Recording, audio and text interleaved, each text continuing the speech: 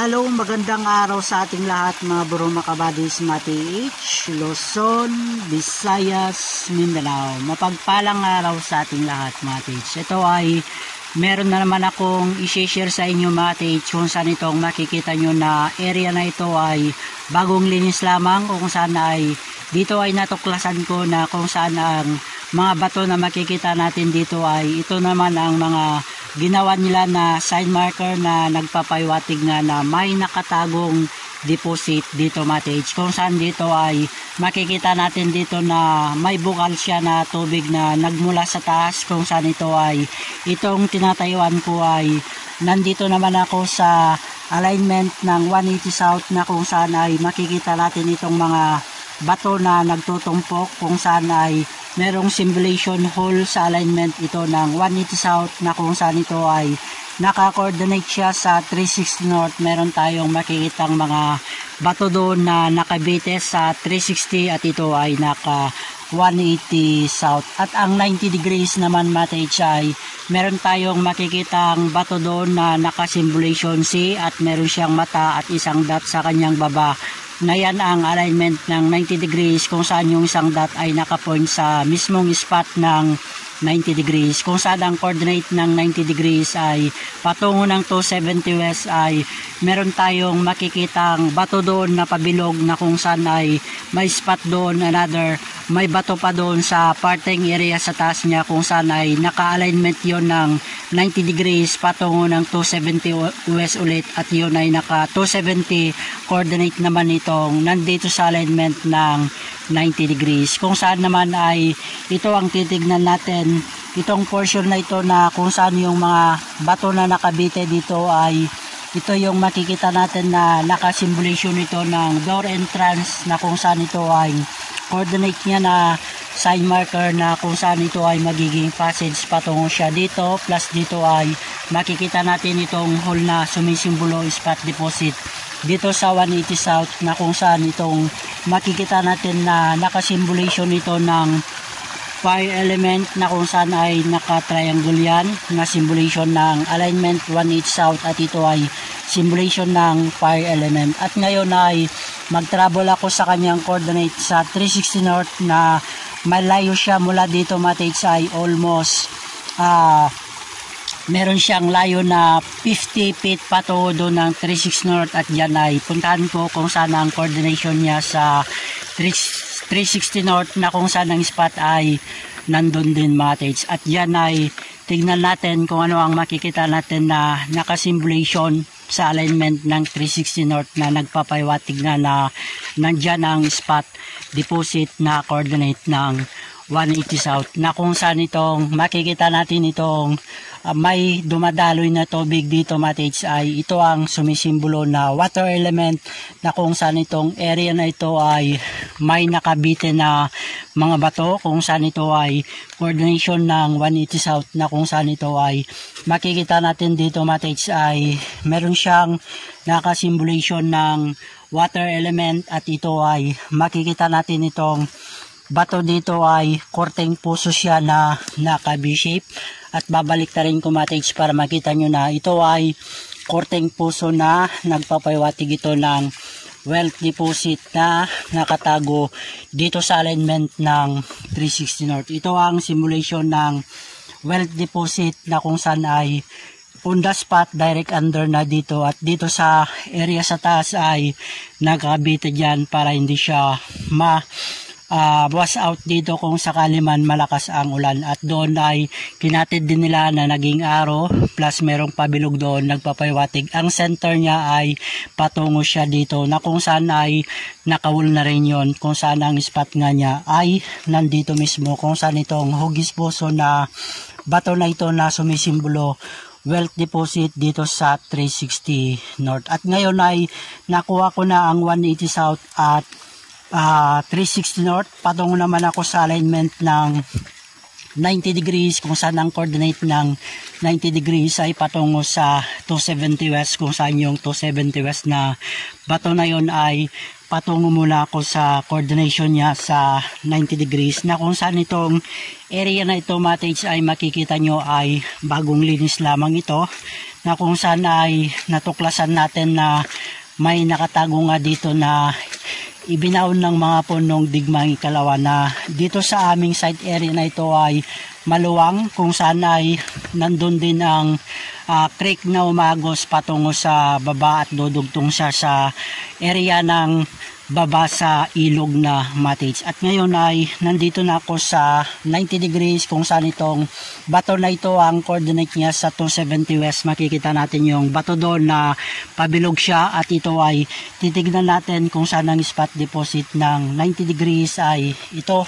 ang makikita natin na naka-courting C. Ito ay alignment simulation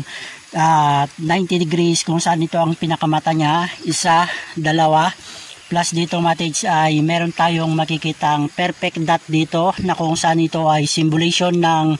deposit yan, na ang sukat na kukunin ko dahil ito ay nagpapahiwatig din ng door entrance mula dito 3 feet patungo siya dito sa portion na ito, kung saan ang coordination marker na makikita natin ay ito ay makikita natin na meron siyang pabilog circle dito na nagpapahiwatig on the spot dito, at itong bato na ito mates ay pabilog din siya na sumisimbolo nandito nga ang center niya, plus dito mates ay makikita natin ito ay hugis puso na semi-pyramid din siya, kung saan ay baliktarin natin magiging arrow siya na naka-pointing down direction under ang pinapahiwatig niya dito, kung saan yung simulation na C ay nagpapahiwatig din yan ng door entrance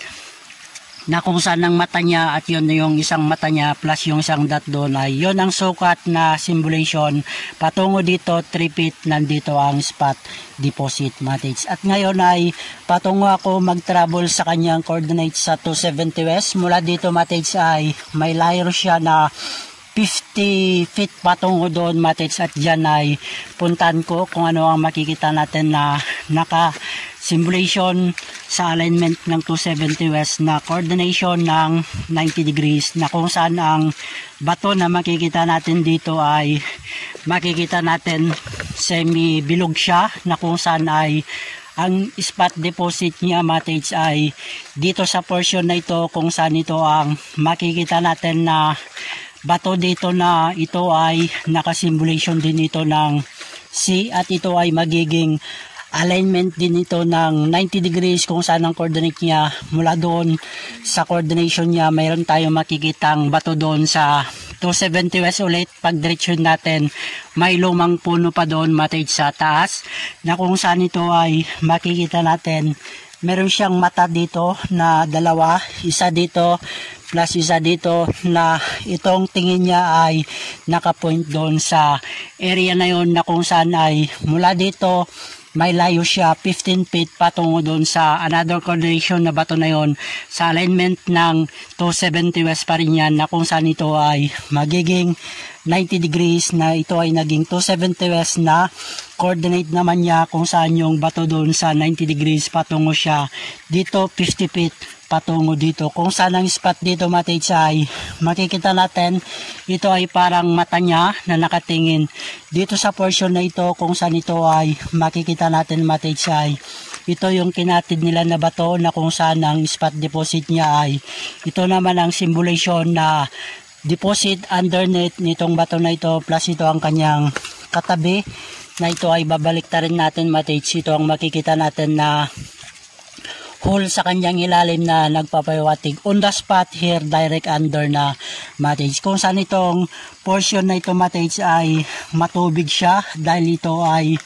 merong lumalabas na bukal ng tubig dito sa area na ito matage. At ngayon ay nakuha ko na dito another patungo pa ako sa kanyang coordination sign marker doon sa 270 west, dahil dito ay magiging 90 degrees ulit na may sukat siya 15 feet patungo ulit doon sa coordinate niya matage. At dyan ay tignan ko mates kung saan ang spot deposit din niya, kung saan itong bato na makikita natin dito ay nakawul na siya dito, plus itong katabi niya na bato dito ay meron siyang simulation. Ito ay simulation arrowway patungo dito sa portion na ito kung saan ang coordinate niya na bato ay ito ang makikita natin. Pag dito tayo sa kanyang taas ay makikita natin ito ay simulation heart na nagpapawatig wealth deposit, at ang deposit nga mates ay nandito sa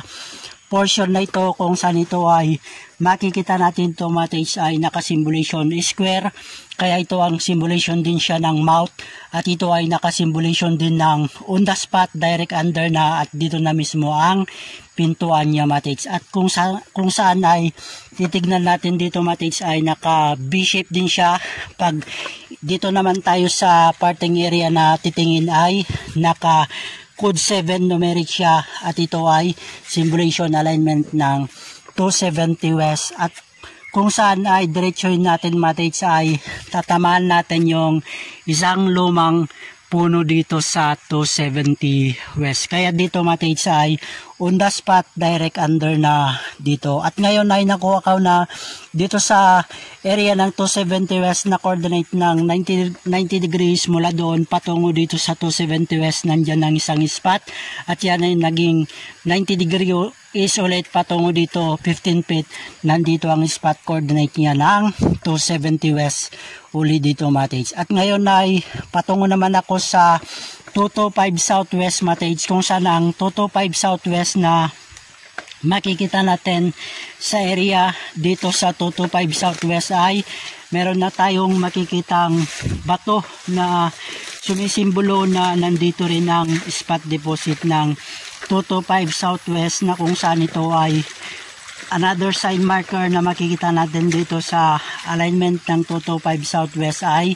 ito ang makikita natin na monkey head ito mates, na makikita natin naka-simulation dito sa 225 southwest, at ang spot deposit niya mates ay dito sa portion na ito kung saan ito makikita natin ito ay arrow na nakapoint dito sa portion na ito kung saan itong nandito naman sa ilalim ng bato na ito na monkey head yung nakaukit dito ay ito ang makikita natin na nakasimulation nito mates na on the spot direct under na, kung saan ito ay hugis puso, at ito naman ang simulation treasure underneath, kaya ang spot niya ay nandito mates. Plus dito ay makikita natin naka-enter sign, plus dito ay meron siyang isang dot dito, plus naka-Y enter sign siya pointing down, kaya ang spot ay on the spot direct under na dito. At ngayon ay i-connect natin sa kanyang coordinates sa 45 northeast. Mula dito mates ay may layo pa rin siya na 50 feet patungo doon sa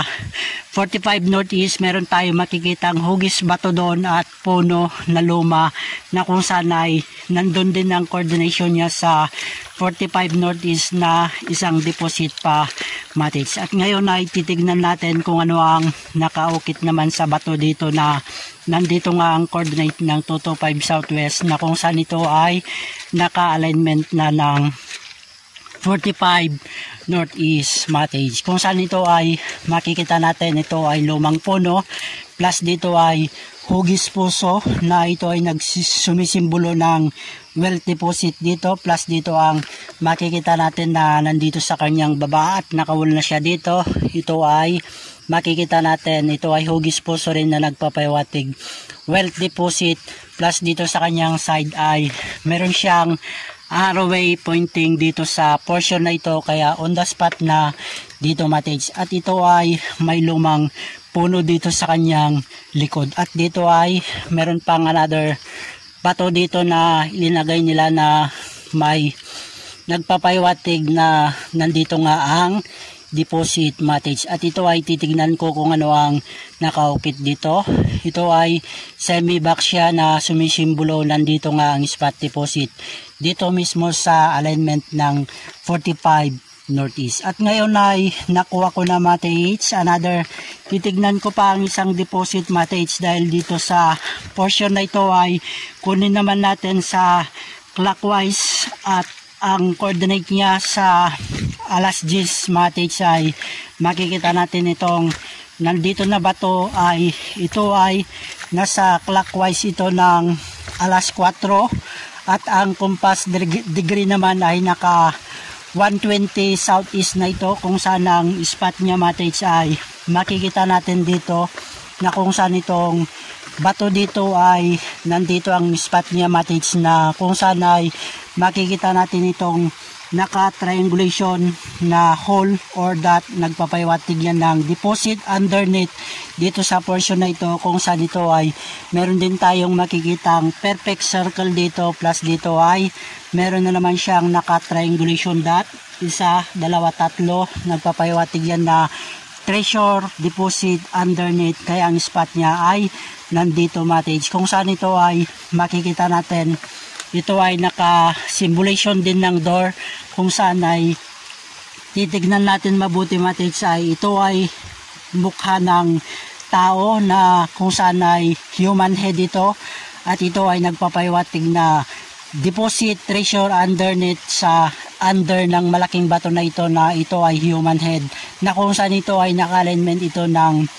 120 southeast, at ito sa clockwise naman ay naka alas 4, at ang coordinate niya sa alas 10 matage ay meron tayong makikitang bato doon sa clockwise alas 10, dahil ito ay naka alas 4 na may layo siya mula dito ay 50 feet din patungo doon matage, na kung saan ay patungo ako doon, kung saan ang spot naman niya ay nandun din matage, na kung saan ang spot nito matage ay on the spot direct under na dito matage. Sa alignment ito ng 120 southeast, at ang clockwise ay alas 4. At ngayon ay mag-travel na ako matage, kung saan ang coordination niya sa clockwise alas 10 naman, at ang compass degree naman matage ay northwest 300 na siya dito sa portion na ito, kung saan ay makikita natin yung bato doon sa area na yun ay nandun nga ang spot deposit niya matage, na kung saan ang makikita natin na bato dito ay ito ang makikita natin, na kung saan ang spot deposit niya ay nandito matage sa under niya matage, kung saan ito ay hugis puso, na ito ay sumisimbolo wealth deposit,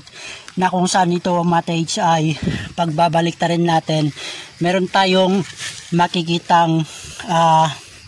ito ay may halo siya matage na pyrite, dahil itong bato na ito ay